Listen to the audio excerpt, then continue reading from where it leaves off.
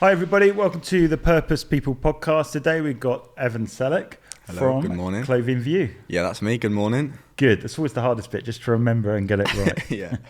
So thanks for coming. We're going to talk a little bit about purpose, and Yeah. we're going to talk about a little bit about your backstory and why you did what you did. Then we're going to find out what you're doing actually now, and then we're going to look at the future. What does it look like? Yeah. So most people your age make a decision to just go and work for someone else. And you've decided to go straight in at the deep end and start a business. So when did that come about and how did that come about? Was it something that you always planned from a small child, or was it just totally new? Yeah, well, funny enough, I've never had a CV. I've never worked a job. Never been into a job interview. I don't know if that's a good thing or a bad thing. But yeah, I started in college, I think it was. Or, it was year 11, actually. So I used to swim for a team in Newport. So I wanted to be an Olympic swimmer. That's something I took very seriously. I think some of the characteristics I have now have come from me swimming, like just the endurance and motivation and determination, because obviously getting up at 6 a.m, swimming for 2 hours, going to school, coming home, swimming for another 2 hours, it was a lot of demand on me physically. So I wanted to be a swimmer. That's one thing I really aspired to be, was an Olympic swimmer. I took it very seriously, and if people said, what do you want to do? I said, I just want to be an Olympic swimmer. So and it got to lockdown, and I lost the passion for it. Physically, I was in the best shape I'd been in. I worked out every day during lockdown in the summer, but I just lost the passion for swimming when I came back to it. I just couldn't do it. And it was during lockdown I started to flip secondhand clothing, which is what I do now. So I had about £10 left in my bank account from my birthday. I spent it all on AirPods and stuff like that. And then I saw this YouTube video come up on my feed of just this couple going to car boot sales, buying and selling from car boot sales, flipping on eBay. Yeah. And I thought, I'll give this a go. So I went onto a charity shop, told my mum. She was like, if you lose your money, I don't want anything to do with it. So I was like, okay, I'm going to do it. So I found a pair of Ralph Lauren joggers. Funny enough, it was exactly 4 years ago yesterday, because I sent it to my friend on Snapchat. I said, I'm going to buy these joggers for a tenner and I'm going to flip them for 30 quid.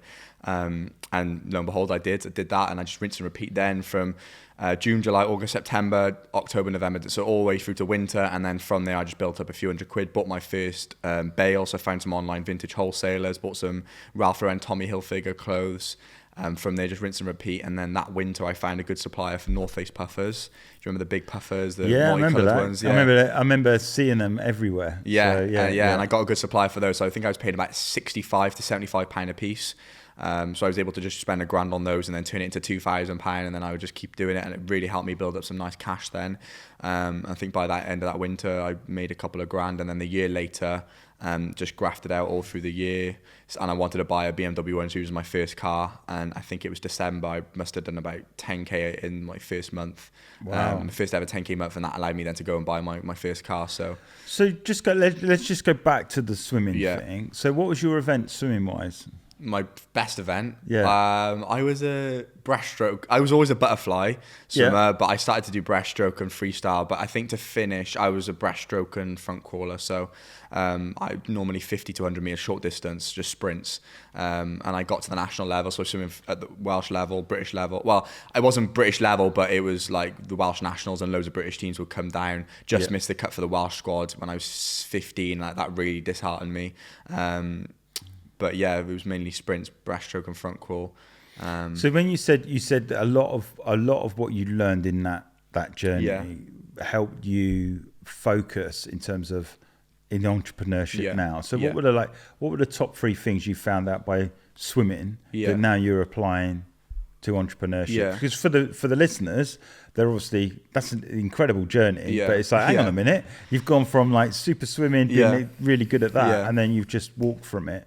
But in walking from it, you must have got some insights that you could then apply to business, as you mentioned. This is a bit of a funny one. I just thought of it then on the spot. So at first I would say, I think just endurance and getting my head down and just working, because there was a huge demand on me for swimming, doing it 6 times a week. And I think that, I'm trying to think of the word now, but determination, I think, just to get through that, swimming early hours of the morning, like physically was really hard. What time did you get up? 5:30. And I get there for 6, start and finish at 8, go straight, literally get the bus straight to school. Wow. And I think just learning not to complain and just get on with it. It was hard. And I didn't do as much as some people did. They were doing it 3 times a week. I was doing it, I think, just twice a week, maybe once early morning swims. But then it was like 2 hours in the evening, gym on top of that, trying to eat well, which, comes with it. But one thing I would say as well is just learning the value of my time. And I think when I got to the point when I started my business, I was weighing up then. I was like, okay, what am I seeing the most fruit from? Was it me swimming and having taken that risk of potentially being an Olympic swimmer? Or was it me pursuing the business and allowing myself to make money and bless people and tithe, obviously, and open up so many doors and opportunities? Like, what am I seeing the most benefit from? And I had a bit, my dad's side, my mum's side, so I had a bit of a background with business and like travel agency, and I knew there was that hustle mindset in me to make money. And even when I was younger, I used to like do YouTube when I was like 11 years old, maybe probably younger than that, to be honest. And like when loom bands were a thing, I'd make phone cases and sell them in church for like 10 quid and make money. And and I didn't realize until a couple of weeks ago that all that was in me when it came out, when I had interviews and stuff. It's an interesting, because it's like, as you're a child, there are things that you do that just come naturally to you. Yeah. And it's only when you get older you look back and you can see the signs of what you used to do. So like for me, I was very much like, our parents would say, look, we'll get you trainers or whatever, but if you want anything like spectacular, we're not going to like go and spend 100 quid on trainers. So it's very quickly I realised that a lot of my mates were doing paper rounds. So they were like taking forever to get the paper round, and at the end of the week they got like 25 quid. Whereas I would go out and wash cars, and I'd make that in the first 30 minutes. And it's like, well, I'll do that then. So in my friendship group, I naturally become an entrepreneur by knocking on the door and saying, do you want your car washed? And then you learn everything about customer service, repeat business, doing a good job, different techniques. I use all that now. So it's there, and it's like seed form, if you like. And leaning into that, obviously, you go, oh yeah, I was an entrepreneur. But at the time, when I was challenged by a friend of mine, he said, are you an entrepreneur and a business owner? And I realized that I'd always started businesses and done different things. But once I'd found the thing that I wanted to do, I was just focused on one thing. And now, as I've progressed, I'm now doing more than one thing, but still using the principles that I learned with the car washing stuff. So you're getting up early. Dedication is obviously a big one, right? So you said it's determination. That's a big one. Dedication is. Now I think about dedication. I mean, I have people asking me all the time what businesses to start and what to do, and every week they'll come to me with a different business idea. And if you're undecided and you're trying all these different things, nothing's ever going to work, because you're always going to be discontent in one area. Whereas I think I had that dedication. This is what I want to do. I'm just going to go with it. And even now, like, I've got so many different things going on, but I'm still selling secondhand clothing, which I've always done, and just committing to that. Dedication, I think, is a good one, and just committing to something, because people don't give stuff enough time. They'll give up after 2 weeks or change their idea, like, oh, I want to sell clothes, now I'm going to sell shoes, or now I'm going to do photography, actually. Oh, I don't like photography anymore, maybe I'll go into videography, or I'm going to make content for people. Like, they just never, the amount of people that have messaged me, and every week they come to me with a different idea, I'm like, you're never going to get me if you're constantly changing your ideas. So it's consistency, right? Yeah. And I think what you've identified is you've found something that works. You keep doing it. And all those skills and all that knowledge, knowing you're now educating other people to do the same. So how does that work? So you've gone from swimming, and now you're doing this business, and now you become an educator to some extent, to encourage other entrepreneurs just to do the same. And you're not that far along in the journey, but you're educating people. So how does that work? You know, are they people of a similar age that are coming to you that you're trying to inspire? So funny story how that came about. It was through Carmelita, actually, one of Daryl's friends, I guess. In business. So she came to our church and did a business conference, and one thing she kind of drilled in was, what is your why? Why are you doing what you're doing? And I kind of reflected on, what am I getting from just selling clothes? And I kind of reflected on it, and I was like, okay, what were the struggles that I had when I first started? And it was, I didn't get any help or support or guidance that I wish I had. So through Business Wales and different authorities and funding companies and stuff, I never got any support or help. And I had a dispute with one, actually, back and forth, because they completely left me in the dark with my business plan and cash flow forecasting and stuff like that when I was trying to apply for a short, small funding. So I was like, okay, my why is I want to help young entrepreneurs specifically start businesses and give them the help and resources I didn't have when I started. Yeah. And after declaring that publicly on Sunday in front of 300 people, that week then, I would say a friend, someone I've never even spoken to in my life, just someone I know of, Brandon, obviously, messaged me on Instagram out of nowhere and was just like, hey, bro, do you have people asking you how to start secondhand clothing companies? And I'm like, yeah, I get it all the time. So from there, he was like, I got an idea for you. He said, I think you should start a paid community, which now is very fast growing. Like it's a huge business, like business now. It's growing, just like drop shipping or e-com. SMMA businesses. Like now, I'd say school and paid communities are something you see more often now. So I was like, get in there now before it gets big. And in this last 2 weeks, I've seen so many people start paid communities now. So I'm glad we started when we did. So we got on a call and he said, this week I've recently like stepped into faith as well. So amazing. So he started coming to church as well. But he was like, you need to start a paid community teaching people how to resell. No one's doing it yet. So I was like, okay, let's do it. So we had countless calls and he made a framework, everything we were going to do from start to finish, launching, content, what's going to be inside, the pitch. So we started it at £28 a month. We had like 50 people join, which is not bad considering the amount of followers I have. Like he said, it was a very, very big challenge going in with you with just 6,000 followers, whereas the guy who's working with now has got over 500,000 followers on Instagram. Wow. So it's like he was really cutting his work out with me. So yeah, I mean 50 was great. I think most we did was $1,000 a month, and then obviously people started to churn and some people would join, but we did a lifetime access offer which was £350 for the entire lifetime, and we had 10 spots and we sold all 10 or 9 I think. His sales pitches were great. So yeah, we just educate people on starting secondhand clothing companies. So I give them some suppliers. They had access to me in the community, so messaging me, asking me any questions. We do live calls as well once a week. Resources as well. So I put in like a vintage handbook. So I told them exactly what items to buy and sell during different seasons, what the saturation is, what grades are, and like I put all these videos together, like teaching people, okay, this is what this is worth, this is what this is worth, how to sell it, like how to photograph items, just from A to Z basically on how to start a company. But one thing we learned was the people that were asking the most questions and demanding the most of me, and then leaving with the people that were paying the 28, whereas the people that invested more money into it were the ones that were staying and putting the most time in. And that's the thing, it's like the more things you do and the more you progress, you start to see patterns. Yeah. And it's like paying attention to those patterns to enable you to move forward. Yeah. You said a couple of things which I felt was quite interesting. Is one, you talked about faith. Yeah. So obviously you've got to take a bit of a step of faith to start a business, right? Which maybe, do you think that was an advantage that you had your faith to fall back on, rather than just doing it? Yeah. Because most people have got their faith in their own ability. Yeah. But you've got your own ability, but you obviously believe in God that could help you on that journey. So has that helped you? Or? Oh, definitely. Yeah. I've like found myself making decisions that I wouldn't have made without that faith, just knowing no matter what. It's like I've got someone that can give me help and guidance and answers as well when I need them.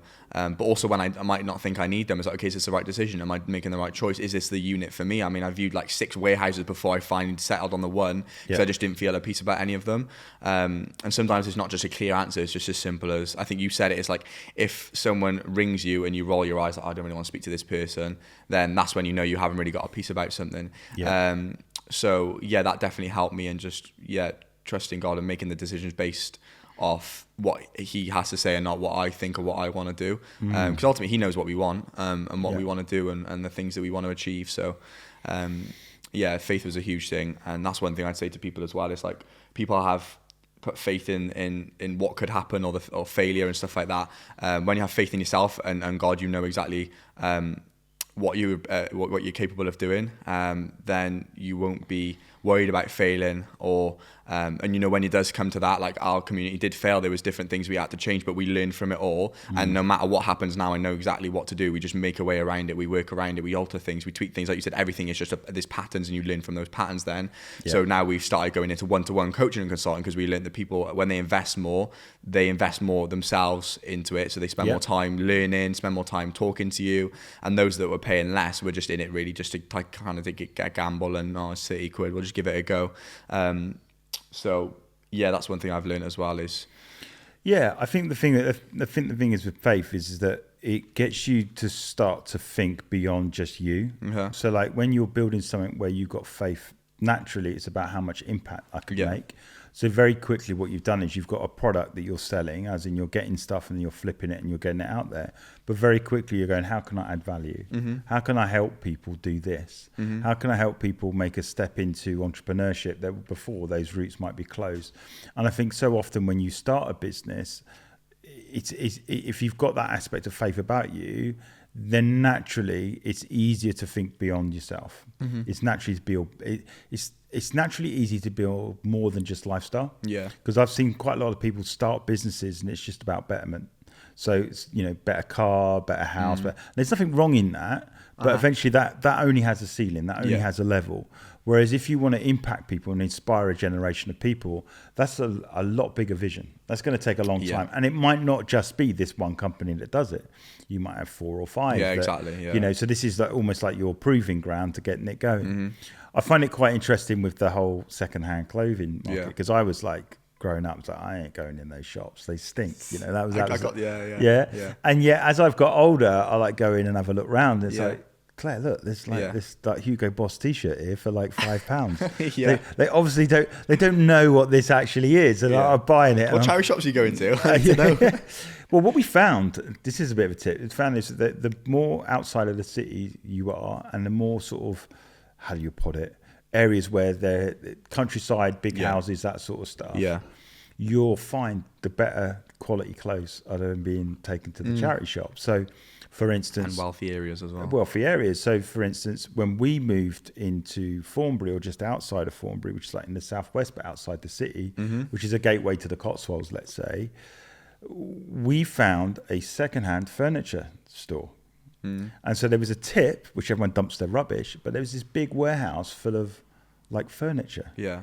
And we would go in there because we moved into a barn. We were like, how are we going to kit all this out? And we found this secondhand furniture place.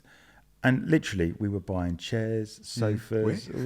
It's just up the road. I'll show it to you. Tell me when I leave. So yeah. Look, he's going to start another business. That's what I'm about for my podcast set. I need bar stool and bar chairs, and it was from a British Heart Foundation. Yeah. And it was, and so basically, they literally, it's a huge warehouse. I actually need to go. And they had everything. We'll show you on the way back, so you can dip in there. But we literally, a lot of what you see knocking around here has come from there. Wow. You know, really? And it was, I mean, obviously our sofas and maybe the table and chairs. That brown sofa is really nice. Yeah. But the sort of like the cabinets and stuff, we got there, and it was great, and it was like. That switched me onto it. So then you go, oh, well, I've got used to the furniture. Yeah. Let's go and check out the shops. And then we go, hey, hang on a minute. And so now our part of our little journey on a Saturday morning is we walk into town, we do our shopping, and then we go around the charity shops to see if there's anything special out there.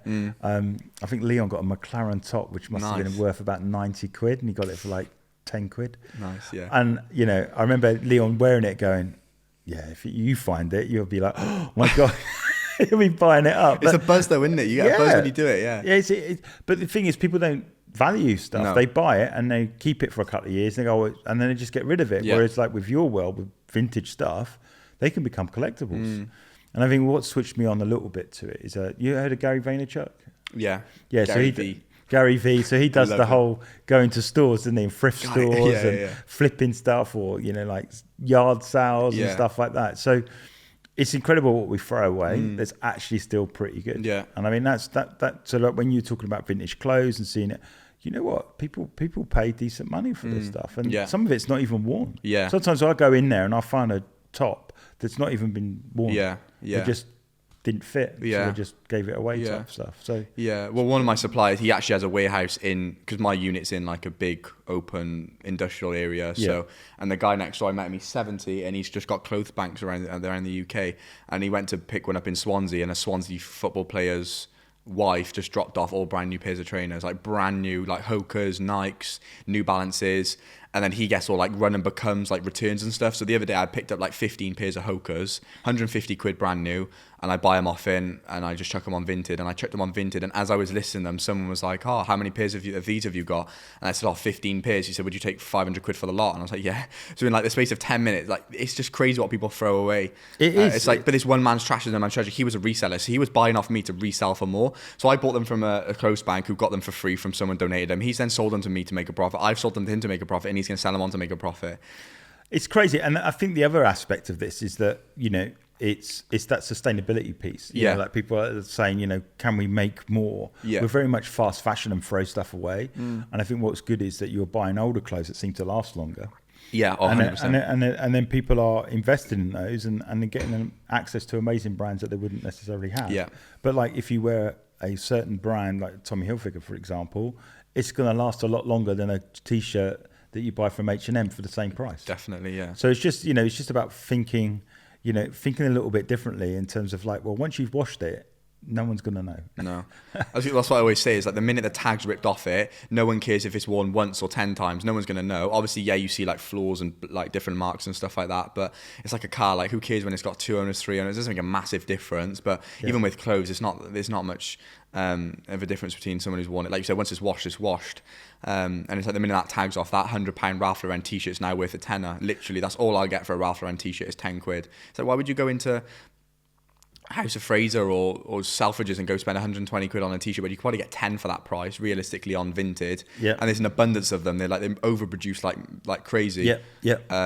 Obviously, so yeah. And I guess for me, I've always been a fan of like TK Maxx as well. Yeah, TK Maxx is great. You know, like just walking around TK Maxx and seeing what you can find. So the next step then is there. So I think, you know, just access to secondhand clothes and that sort of stuff has been quite an education for me, but it only started when I moved out the city. You know, I used to make stupid comments when I was young, like, "Oh, don't catch me in H&M." You know, I always wanted to go to the name brand stores, and when I'm looking at clothes, it didn't matter if they fit or not, as long as it's got a brand in it, I'll buy one of those. Whereas now, I'm like, it's not about brand; it's about fit.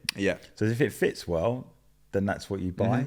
And I mean, that's been the big shift for me as I've got older and thinking, well, yeah, as you said, you know, why spend 200 quid on a jacket when you could spend 25 quid and it fits great, you know? So you've taken like essentially an area that, you know, it's been around for years. We know the charity shops and all this sort of stuff. It's not new, it's nothing new. And you've now taken this into a business and sort of like flipped it into this enterprise. Now you've got a whole load of other people doing the same thing. What is it you enjoy about it the most? Do you enjoy the education part the most? Do you enjoy like still that discovery that, oh my gosh, I found this? What is it that keeps you going? Yeah, I'm surprised I haven't got bored yet, because that's what's happened quite a lot recently with other resellers that I've known since when I started. It's like I had this group chat on Instagram of like 30 other resellers 4 years ago. And now that just feels like it never happened, and all of them have stopped. They've had babies or they've gone into their old jobs. They weren't making enough money. But I got the luxury of starting when I was 15, so I had nothing to lose. It was like, I've got nothing to lose. I've got no bills to pay. Obviously, it was hard still, and I had to make sure that when I did that age of 18, I could afford a car, I could afford insurance, I could afford to pay rent and things like that. But I had that luxury of I had essentially nothing to lose, and I just jumped in the deep end. But I started because I just love fashion, and I think it was in lockdown when we were all doing our retail therapy, ordering from ASOS and stuff like that, even from Vinted and Depop, buying a lot of clothes. And that's when I kind of got hooked. I think I got to the age when I started to care about what I wore, especially branded stuff. I love my branded stuff. Like I was buying like Stone Island. Have you got a favorite brand? Ralph Lauren, I think, at the moment. Okay. Yeah. Which I find quite interesting, because like if you go in the US, there are certain brands that we hold in high esteem and not so much. In the US, true. It's almost a bit more mainstream. It's like we're like, oh, you're wearing this, and then you go to the US and it's just like, they just wear it because it's like easy to get. And there's brands over there that then we don't really wear over here, I guess. Yeah, so exactly. But yeah, no, I love it now. I'm just hooked. I think even, especially this new supplier I've got now next to me, I just love going in and digging through all of his shoes and his clothes. Like I do, that's the best bit for me.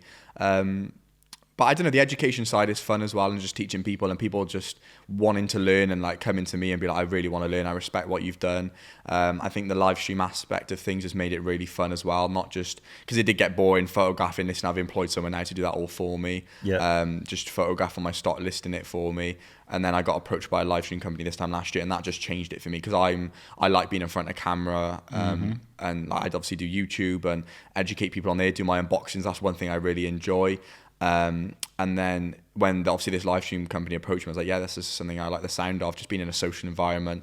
The one thing they said when they pitched it to me was people are more likely to spend money when they're in a social environment. Like if you go shopping in Cardiff with your mates, you're more likely to spend money than if you were just on your phone scrolling. Yeah. Because you're able to see everything about any item in less than 30 seconds, whereas obviously in stores you pick it up, try it on, you be in your dilemma and stuff like that, whereas you're more impulsive when you're in a social environment.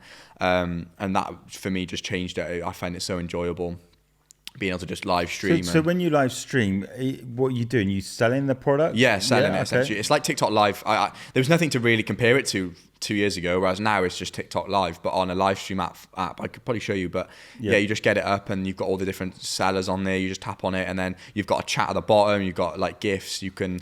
So it's like the old QVC stuff, like yeah, on cable exactly. TV. That's the thing. QVC is like, I mean, my nan still shops on QVC, and it's like tele shopping and all that kind of stuff is still heavily popular, but it's not as popular as I'd say these apps are now. But then it's kind of coming back in, because it makes sense. It's like it does make sense, and that's why TikTok Shop is literally QVC, isn't it? It's like you've got someone there who's good at sales, waffling about a product for 15 minutes, and they've got to repeat. And one thing I heard someone say the other day is like TikTok is like a constant bypass of traffic. It's like you can't be like talking about one product for 5 minutes. You've got to be repeating yourself over and over again every 30 seconds. Because think about it, is someone's watching you and they go in and they go in and they go in, and you've got to catch every single person that comes on your stream. And it's like I've got to talk as if I've just got 50 people coming in every 30 seconds, not as if I've got 50 people sat in there for 10 minutes. Which is one thing I thought really interesting. And you know, Alex Hormozy, the guy that started School. I was watching a video yesterday of his content creator, and he said, you've got to be a good drug dealer essentially to be good at content. It's like people are looking for that instant dopamine hit when they're watching your content. And before value used to be enough, whereas now they need valuetainment, which is entertainment and value combined, which is why you see the best TikToks now are just entertainment based, where they've got that little bit of value in them, or that call to action, or that little drop of information, or but it's usually something funny or the hook at the start that gets you. And there's people doing all sorts on screen, making sounds. Like people need that instant dopamine hit that's going to be, yes, I want more. And then they obviously keep watching. So that's one thing I'm trying to incorporate now is the entertainment side of things into the value, not just value, because that's not enough anymore. No, I think it goes to anything. Any new platform, it starts off with just a product, and then more competitors get out there. So how do you differentiate from somebody else? So it goes back to the core thing that what I do is storytelling. It's always got to have a story. So before it's just buy my service, buy my product, and there's not many people there. But now you're like, oh, I've got to tell a story with this. It's hard though. It is hard, and it, you know, there's a guy I follow. I think he's Adam W. Do you know who he is? No. All right. So if you find him, he's just got loads of skits. But he's hilarious in terms of the way he does things. So he'll have a conversation and take things to the extreme. So it'd be like something like he's driving with his girlfriend, and he jumps as she brakes, and then by the minute he's put like one bit of seatbelt on, and then by the end of it he's got an extra seatbelt, and then he's got cushions around him. So he always takes things to the extreme. But he's built this absolutely massive following as a result of that. But in terms of product, he's not really, I think he's had product placement, but he's not really advertised products. So you go, well, that's the next thing for him. If he actually promoted some products and sold them, he'll sell loads because he's got a huge following. So it's interesting to see storytelling always finds its way into what you're trying to achieve. So you've just been recently recognised, haven't you? I saw your face everywhere. Well, do you want to share about what that is? Well, funny enough, it's been a while. I think when I first started, I got a lot of recognition. Funny enough, I just emailed the South Wales Argus. I said, look, can I get a bit of coverage? I've just started a business at 15, and I think that's one thing. And I can do nothing but testify of just going out there and just reaching out to a newspaper company. It sounds cheeky, but everything that's happened since then has come from that first email to something moody at South Wales Argus. Excuse me, can you just like put me in the newspaper? It's like, yeah, sure.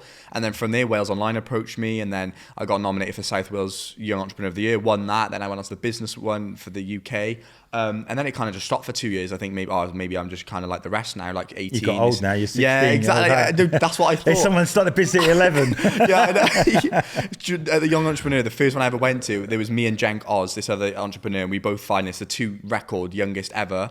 And then Wyn Evans goes, and we've got someone even younger in the house, 13 years old. And I was like, oh my gosh, humbled. But that was like a charity-based business. But so I haven't had any recognition for a few years, and I haven't really thought about it. And then when I got nominated this year, or I say nominated, I got shortlisted for the Young Entrepreneur of the Year award for British Business Awards, which you yourself have also been nominated for.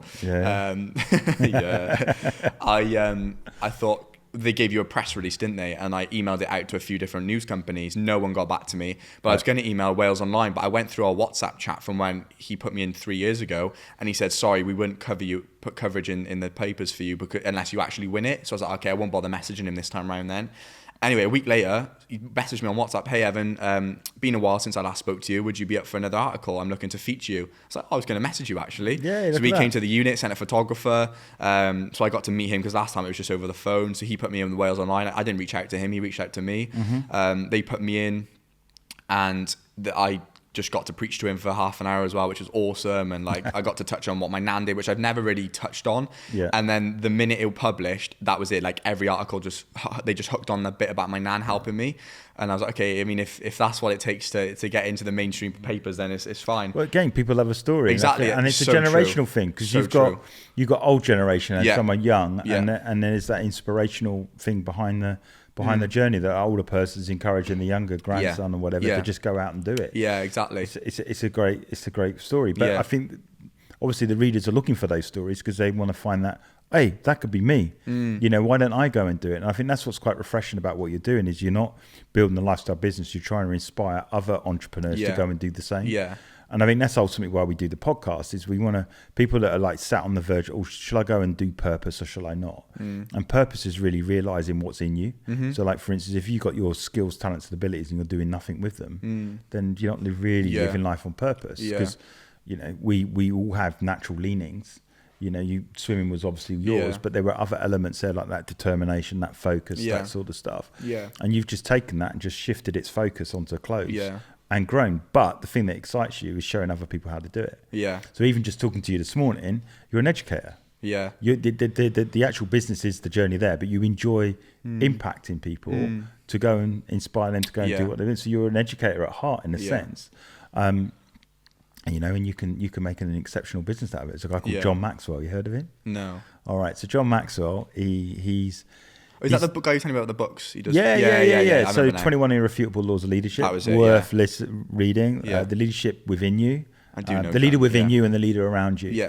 Now in America, he's massive. He's speaking to. I mean, he's quite old now, but he's speaking to like all the top companies out there in America, and a lot of what. I was reading a book the other day, a lot of where mission, vision and values and value propositions and all that at the core of your business and culture, a lot of people attribute it to him promoting it. So his key statement is leadership is influence. So because of that, corporate America have taken that on board, because they realize they've got more than just the task in hand. What are they building? What impact are they having? So they become storytellers. And you can't be a good storyteller without those tools, which I shared on your event the other week. So for me, it's like you enjoy educating and it's like lean into that. So, you know, there may be other businesses that you're doing, but always systemize the process of what you're doing, how you're doing it, because that's actually where you're getting the buzz. We're going, right, here's this, now go and run with it, which is outside the convention of go to university for 4 years, you know, get into loads of debt and then decide you don't want to do it anyway, which is quite a common theme, really. Exactly. And sometimes you don't realize what influence you're going to have and that story you can tell until you actually do something. It's like you just said then, that guy in Colorado, £7, God gave him an idea, now he's worth 300 million. It's like you wash cars, but you might not have you just said you didn't remember that until you actually started and you realize, oh, it's come from me. And for me, I didn't realize it was the hustling when I was a kid, and my granddad as well. And those stories can influence different people. Like yours can influence those that are just washing cars, or those that are just making a few quid here and there, but realizing there's more to business and more money to be made than just washing cars. And for those that were like Simon Squibb was on the streets and homeless, he appeals to those that are homeless to know that there's more than just being homeless the rest of your life.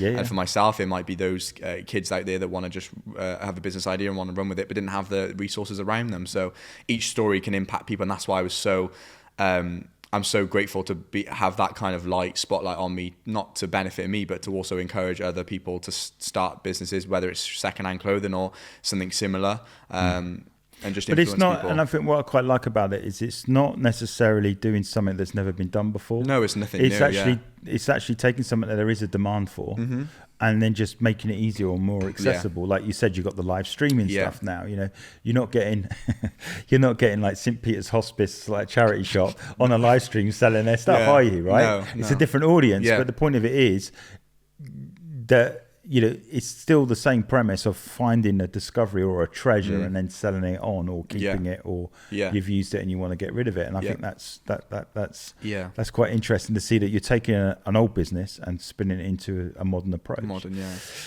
So what's the future like? So what do you think this is it? Do you think Clothing View is the thing, or do you think you're going to end up with multiple businesses? What have you? I mean, obviously you're young enough, right? So you can go in any direction you want to go. But have you got any thoughts of what you want to see beyond? Yeah, I'm doing a lot at the moment, trying to juggle a lot of things, and I've recognised that I do need to kind of not stick with one, because obviously I've got these other things and it would make no sense to drop them. But I obviously do content as well. I run a content and do adverts for a vintage wholesale company. So I used to travel to Coventry every week, do all their videos, whereas I've kind of, the demand's less now because they're so busy, but I'm still doing the adverts. They still pay me like a retainer to do their adverts and like post YouTube videos, unbox stuff, and obviously buy stock from them. And then I'm on commission as well, so I have a discount code. So that's really nice just to have that passive income. So I wouldn't really class that anymore as like a job that's requiring serious amount of time and effort, because if it was where it was that 6 months ago, I wouldn't be able to juggle everything. So that's going on. So that's kind of out of the way. And then obviously the coaching, me and Brandon have just signed a contract with someone new to redo the whole school thing. So he actually approached me after I was in the BBC News and said, you was actually going to reach out to you, got something you might be interested in. So he was in Forbes 30 under 30. And again, he started a vintage clothing company in 2012, 10 years ago, and he took it to 7 figures. Wow. And he was recognised by Forbes. He's now consulting people, charging like 4 figures a month just to consult other secondhand clothing companies. And he said, let's do a school together. So we've dropped my school now. I'm doing the coaching and consulting still. That's an 8-month program. And after 8 months, then we'll take on new clients. So, but that's just running. It's just weekly phone calls and obviously like live calls and getting guest speakers in and stuff like that. So that's one thing I'm doing, which I'm really enjoying. I think that's something I'll always do. But obviously as time goes on, I can hopefully increase the value, the price of the coaching as I myself as a person become more valuable. So that's something I really want to keep doing. And what was the other thing? Obviously the school is going to relaunch now. So I'm teaming up with Brandon and this guy Rory to do that, which is really exciting. That'll be launching at the end of September. So he's coming to Newport from Surrey to shoot some content at the unit. I'm taking control of all the content, the marketing, the strategy. Brandon's doing the growth operating, launching it. So that's really exciting. That's something that we want to take to 6-7 figures by the end of next year, hopefully. Sorry, 6 figures, not 7 figures, 6 figures. I was going to say, well, I mean, we never know, but and I think I smile because can you remember Clubhouse? No, during the pandemic, there was an audio only network. So basically, it was just voiced. Now on X, it's called Spaces. They've just got a similar version now. Oh, I think I know. Yeah. But it used to go into a room and go, oh, I'm a 5-figure entrepreneur, and then someone would go on their bio, and then someone would go, oh, I'm a 6-figure. And it just got outrageous. People go, I'm an 11-figure, and I go, if you were an 11-figure, you wouldn't be sat on here. I know. You'd be on a beach somewhere. It was like completely different. But it was quite funny. Watching all these people like just competing with one another, to get up to the top. So. Education again. It seems like education seems to be quite core to what you know, whatever you're learning. You're just wanting to show people how to do it. Yeah, and I think bringing him on board just increased the value by 10, and the people he's got around him, and the following he's got, and the knowledge he has, because he helped people scale from Depop and Vinted and eBay to Shopify and really taking things seriously. So his testimonials are just incredible. I mean, he's taken some companies to 3-4 million in the space of 2 months. Wow.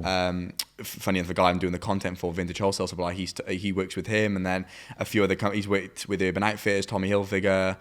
His connections are just incredible. Have you thought about like creating your own brand, like clothing brand or anything like that? I should have worn it today, but I did. A couple of years ago, I made some prints and designs, and all my mates just bought them, but I never released them to the public because they're just cost of having a domain and the website, and I was just doing it print on demand. It's just never really interesting me. I just think it's so saturated. You've got to really have a cool idea. And a guy I know, Dom Hadley, his name is, he started a company called Episodes Clothing, and it's like this tapestry style, like that's unique, and he's doing really well, and he's like sending items out to like Rashford and all these big rappers and stuff like that, and working with all these massive companies, but he's just got a unique idea, whereas I think just getting a t-shirt and printing on it is, you've got to have something cool. It's hard work. It is hard. Like Pastor Jo, she's got a really cool idea behind all of her prints and stuff like something like that that's got meaning and like tells a story, for example.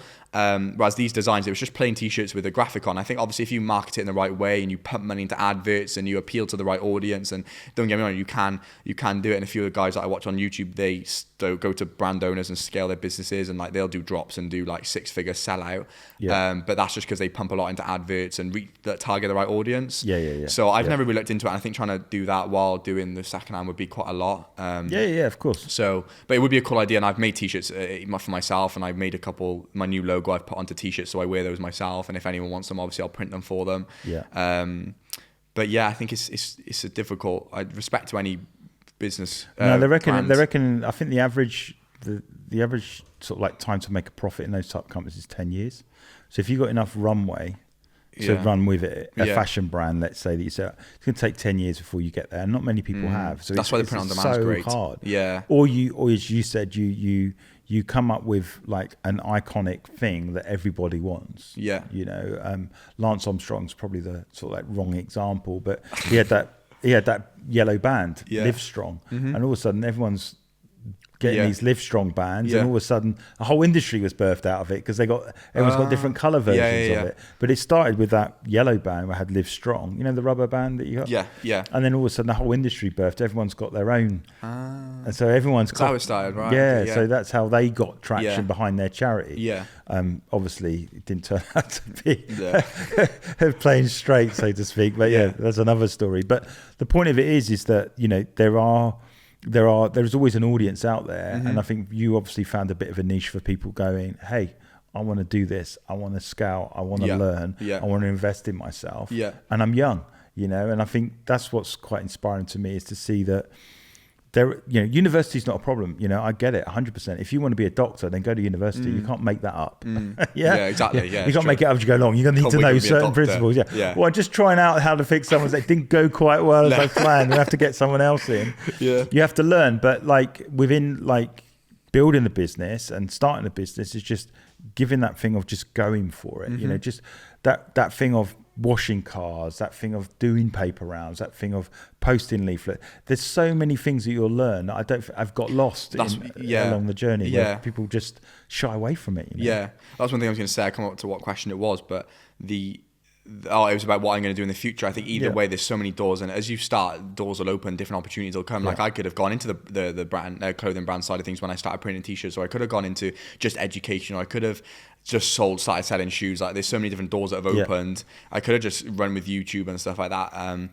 But either way, I've learned so many skills. I think it's all about branching and broadening your skill sets as well. Like I know how to photograph items, I know how to wash clothes now, I know how to deal with customers, I know how to live stream, I know how to film. Like there's so many different things that I've learned to do just from selling clothes and being my own business. I know how to account now. Obviously it's not my favorite thing to do in the world, but like there's so many different skills you learn from having a business, and you just learn to do it all. Obviously each business has different skills and different requirements, but for me it was just basic day-to-day things, like how to work a washing machine and how to customer service, post on Instagram, make content, and learn all those different things. So I'd love to get into like property in the future as well, something I would love to do, and like investing and stuff like that. But I don't know whether I'll do that when I'm retired or in the next 10 years, who knows. But it's timing, right? Everything's got its time and its season. But I think at the heart of what you do, if you're always looking to serve people and always to help people, there will always be an opportunity that exists. Exactly. So true, the key thing is about putting people at the heart of what you do. And in that, you'll always meet a need. There's always going to be a problem, and there's always going to be someone that solves that problem for them. So I think you're definitely doing it the right way round. So well, thank you so much for coming on. No worries. It's great. How would people reach out to you? Connect with you? Instagram's probably the best bet. So it's just Evan_Sellick, I think, which I'm sure will be somewhere in the description or whatever. I don't know. And then. I think that's it, to be honest. Or YouTube as well. If you want to learn a bit more about it quicker, it's just YouTube. I obviously unbox all my stock on there, and I've done sit-down talking videos on how to start reselling and stuff like that. Just free value for you all. If you want to learn a bit more about me and stuff like that, then go watch that and what my days look like. I've vlogged the day a few times in my warehouse and how my day works. So YouTube and Instagram is probably my best bet. So just Evan Sellick, and that's it. Awesome. Well, it's been an absolute pleasure to get you on. Thank you, sharing a little bit about your story and stuff. So brilliant. Thanks so much. No worries. Hi, everybody. Thank you so much for listening to the Purpose People podcast. How you can help us is to like and subscribe our YouTube channel. You can also subscribe to our podcasts on Apple, Spotify, Google, and Amazon. That helps us get our message out there to help people go after their dreams, double down on it, and be successful in life on their terms.